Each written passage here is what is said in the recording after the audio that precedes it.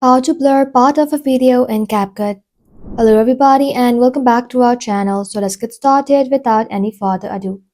So for that, first of all, go ahead and open CapCut application in your mobile device. Once you open the CapCut application, tap on New Project. Select your project and then simply tap on Add.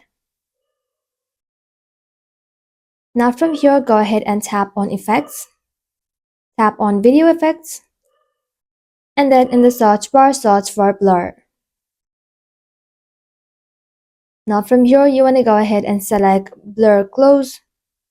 And you want to adjust the effect.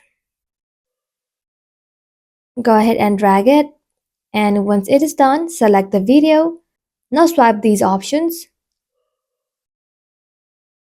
and then select duplicate. Now select the duplicate of the video, then swipe this option again and then tap on overlay. Go ahead and drag this video. Now once it is done, you want to go ahead and select the overlay video and simply tap on mask right over here.